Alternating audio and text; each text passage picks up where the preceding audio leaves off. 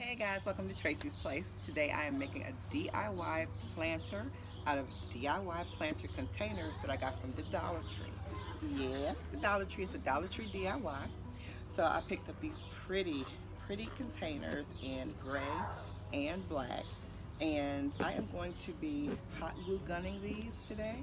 You can use a hot glue gun or you can also use E6000. This takes a little while to adhere, but it's very good for the hold. And also there is cement glue called Bond 527. So those both are very good. But today I'm going to venture out and I'm going to use the glue gun. So here we go. You always want to make sure you have any imperfections toward the back. They're going to be facing the back wall or whatever. So any imperfections that you have on your containers that you find when you get home, just make sure they line up on this container and the bottom container so that you can turn them backwards towards the brick wall or whatever your house is. So we're going to go ahead and get started. First, we're going to be gluing the containers together.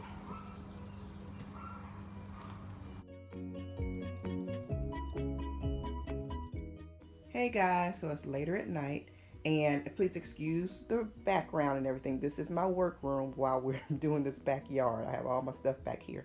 So I just wanted to let you all know at this point you do need to use E6000. I saw other people using the hot glue gun, and for me it did not hold. I guess because of the weight and everything of the plant. I don't know, but it did not hold when I moved it to transport it to the front. So E6000 is like a cement glue. It's a heavy duty glue. So this is best to use. Use it in the same manner you do as the glue gun. Be careful and use this in a well ventilated area though. Put this around the trim of this top bucket it's best to plant it first. Go ahead and plant this top one first. And instead of gluing the buckets together first, go ahead and plant the top bucket, the top planter, get it full and all planted and everything. And then put the E6000 around the top rim where you're going to sit it right on, just like I did the hot glue gun. Put the E6000 right around there. Let it sit for close to 2 minutes.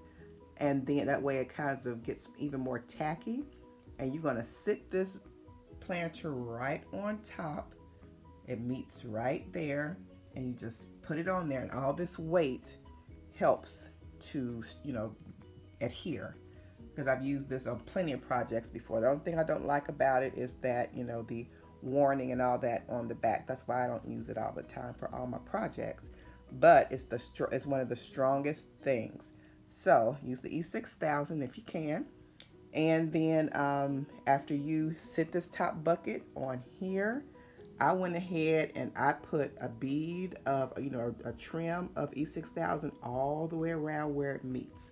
So it's all weighted down. It's going to adhere. I'm going to leave it in for probably about 48 hours. 48 hours before I take it back out because it is raining here. So I might sit it out on the back porch while, when it's sunny at times, because we have sparse rain right now here and there. So when it gets clear and everything, I'll sit it outside so the plants can get sun. At night, I'll bring it back in. Or whenever it's not raining, I'll bring it back in. But I want to let it set for 48 hours before I take it back to the front porch. All right, so just wanted to let you guys know that. Also, you want to use a good potting mix, one that you know that is good and fertile for your plants, your flowers. And you want to put, I guess, a little bit over half into the container starting out. I went ahead and mixed a little topsoil in with my potting soil. You can even use ground dirt mixed in with your potting soil just to coat the bottom. And I'm going to put more of the potting soil up towards the top.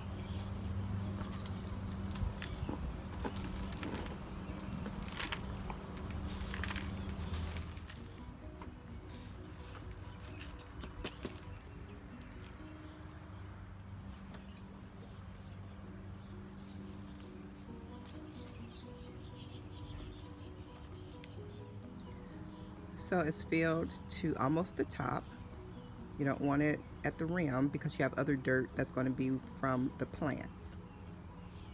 So what I'm going to do is add this pretty Dejana plant. It's a spike, and that adds a pretty decorative flair. It is so cute. Just makes it, have personality, I think. So we're going to, I apologize, I forgot to do this one step on camera, you guys. When you are planting, you should loosen up the roots as soon as you take the plants out of the container to replant them. Always take your fingers, your hands, just kind of loosen up the roots from around the molded plant that they've been in, the molded container that they've been in. That way, the end of the roots know that it's time to start feeding from the soil and it's time to grow. Dig just a little mound. And I kind of think I want mine's a little off-centered.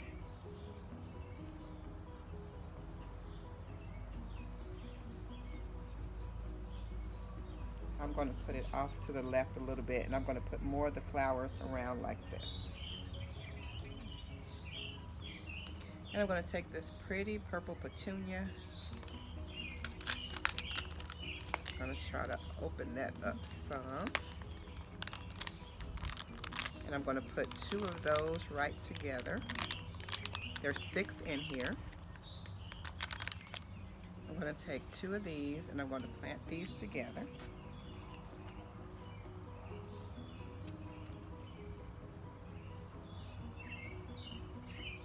And you don't want the plant to come above the rim.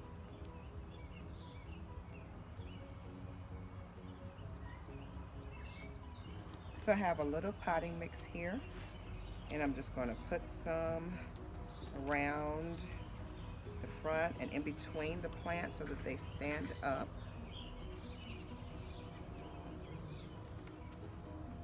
And kind of move the soil around too.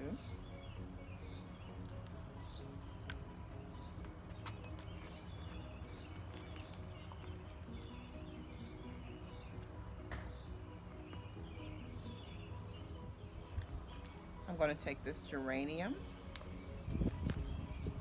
and I'm going to also add that.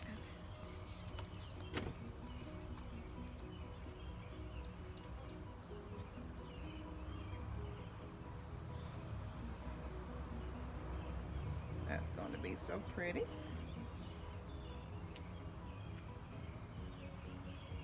I'm going to add some potting mix in between there.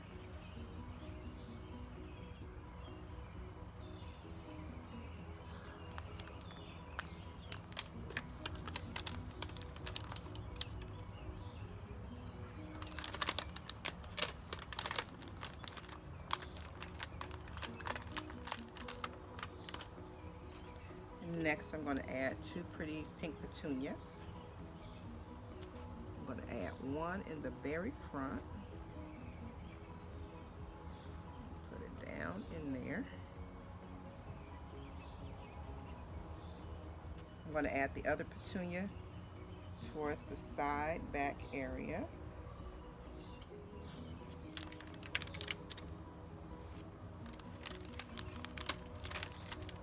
And I'm going to add another purple and another pink.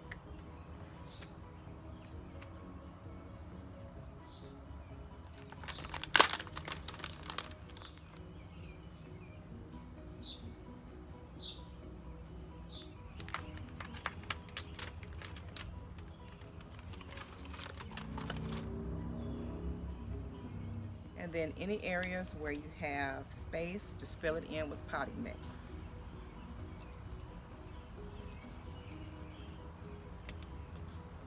I think I'm going to add another pretty pink one right here.